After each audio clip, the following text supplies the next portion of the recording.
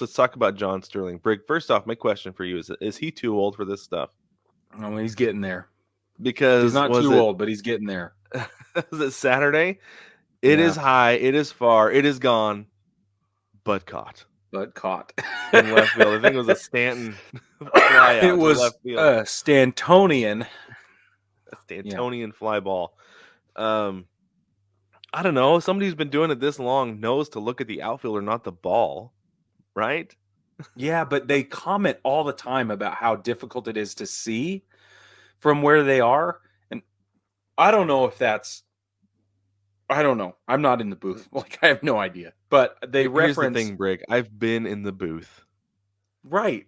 And it's not. You might it's need not new that glasses. Hard to see. Right. You have one of the best views in the house of the field as a collective.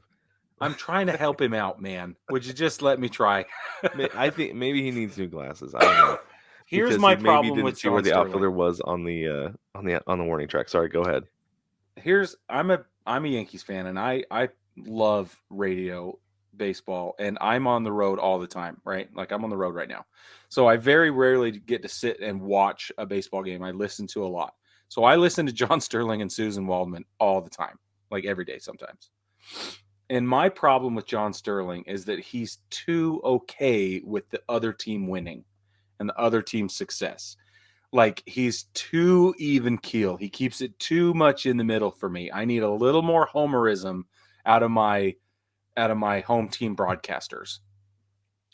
And I feel like a few years ago he was more excited, and then as the Yankees have stagnated for these past few years since 2017, it's all been since 2017. Mm-hmm. I feel like his demeanor on air has stagnated somewhat, and he and Susan especially, is super, super snotty about the Yankees and their fallback, like, and their issues. And she'll go, well, there you go again. Or, she'll make these under her breath comments.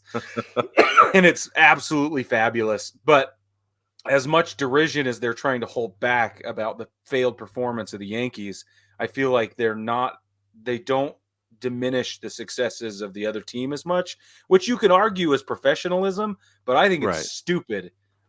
Like, I get it. I know that you're a professional broadcaster and that you were raised on this whole flatline mentality, but man, come on. He even calls the other team wins with exuberance a little bit. Just too much. Just this much. That's funny because you've brought that up to me a few times, specifically without mentioning John Sterling's name, and I'm like, I don't know. Like, I listen to Mariners games and they're homers big time. Like, it's John. Like the broadcast gets depressing when they're losing by a bunch. Like, well, there's another hit, and there's another home run. Yeah.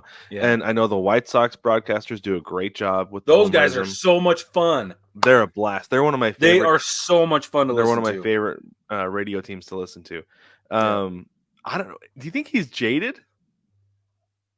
Is he just jaded with the Yankees losing? Because, I mean, in Yankee standards, it's been a long time since they've won a World Series. And they are wildly inconsistent. It's got to be frustrating to be working with that team. Just like, well, what team's going to show up today? That's it. And that's how they treat it. It's almost like, well, here we go again. I'll just do what I do.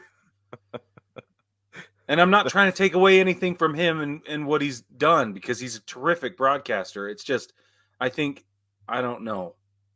You can't do anything about the team as a broadcaster. Right. So the only thing you can affect is your voice, right? And how your attitude. So I don't know. Maybe he is done. I don't know. Maybe we might see him retire here in a couple of years. He's kind of phoning it in right now, though. Is he? Do you think if the Yankees went on a tear this season and really went into the postseason hot, it would be different? 100%. Yeah. Yeah. Somebody needs to light a fire. Interesting. Like I said, Rome isn't burning yet, but it certainly smells like smoke. Yeah. Yeah. I thought that was when you texted me that the other day, I was like, that's a great analogy. I like that.